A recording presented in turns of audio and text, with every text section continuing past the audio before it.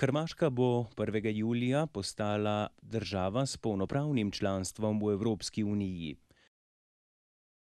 Obiskali smo mesto Samobor in preverili, kaj si od vstopa obetajo navadni državljani, podjetniki in župan samoborske občine, ki je sicer ena izmed bogatejših hrvaških občin in ima nizko stopnjo nezaposlenosti in v kateri so si številni znani in premožni Hrvati zgradili vile, saj je Samobor nekakšna davčna oaza.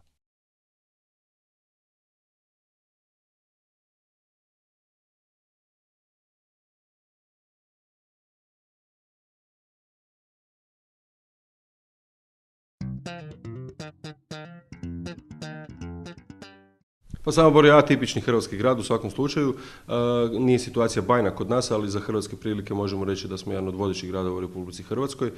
Nemamo neka porezna opterećenja, primjerice prirez koji ostali gradovi u Hrvatskoj i općine imaju, pa smo na neki način i porezna enklava, da se tako izrazim. To ima za uzrok da se doseljava dosta stanovništva u Samobor i to ne bilo kakvog stanovništva, nego onog srednjeg i bogatijeg sloja, što nam dodatno pomaže pri punjenju gradskog proračuna.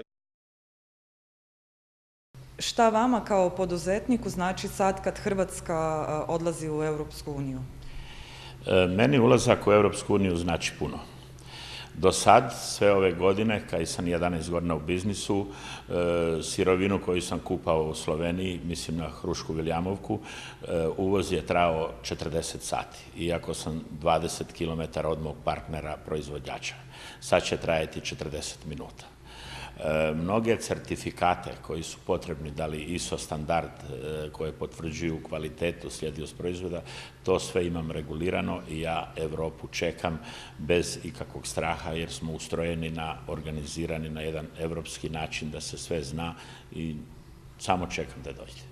Vi ste po nekim normativima veći poduzetnik, a šta za ove manje, to znači ako malo ugibamo?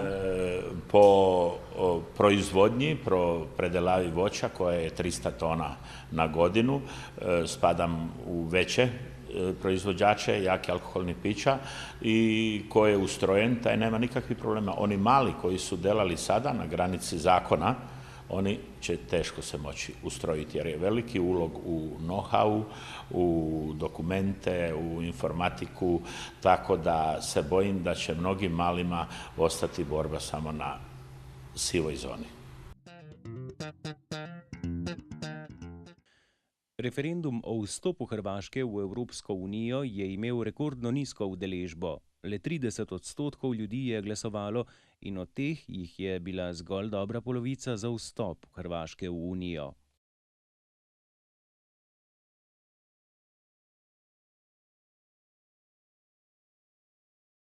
Koja su vaša očekivanja sad kad Hrvatska napokon odlazi u Europsku uniju? Što se vaše Nikakva. Evo, osobno sam ostala bez posla i znači kao špediter ostala sam bez posla, evo i moram se snalaziti da od neku dobim neku kunu.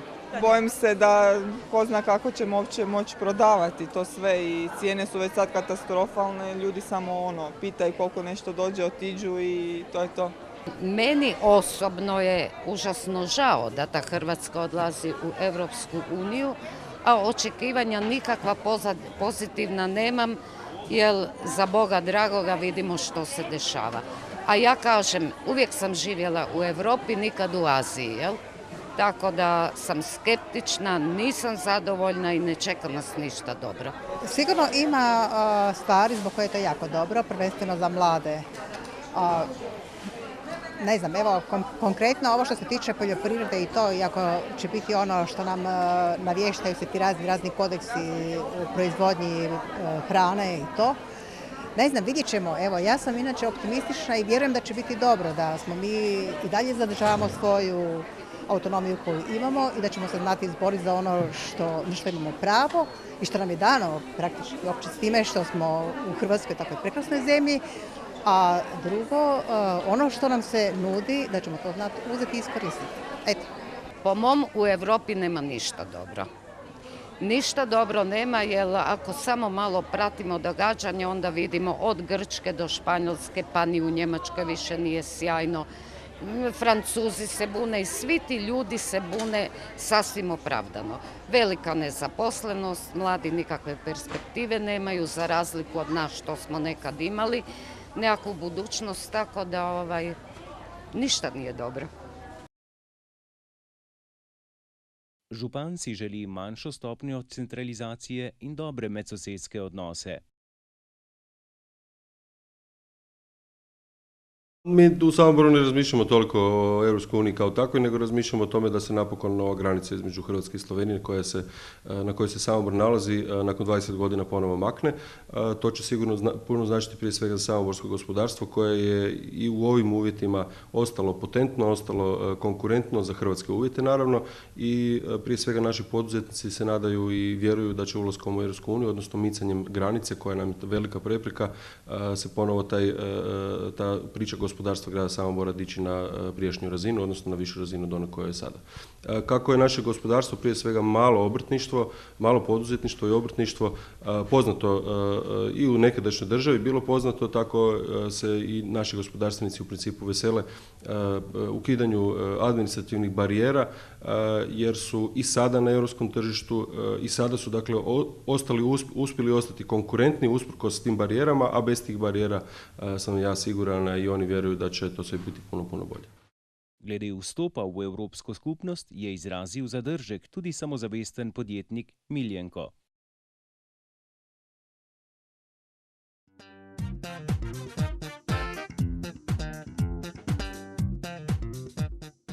Imate li nekakvu skepsu sa ulazkom u Europsku uniju? Mi delamo isključivo naravne proizvode, kuhamo sadje, što je u europskim relacijama rijetko i konkurenca koja će doći sa zapada, sa jeftinom robom, špiritima koji nemaju nikakve veze sa voćem, sadjem, tu će biti malo borbe, ali smo se već potvrdili na hrvatskom tržištu kao kvalitetni proizvođači, da je sve prirodno. Svaka roba ima svoje tržište, svoje kupce, pa bomo se borili. Pred Hrvaško je novo obdobje v njeni kratki zgodovini. Vstop je razdelil ljudi, ki so tekom dolgih pogajanj z Evropo že malce naveličani in vdano gledajo v prihodnost znotraj nove skupnosti.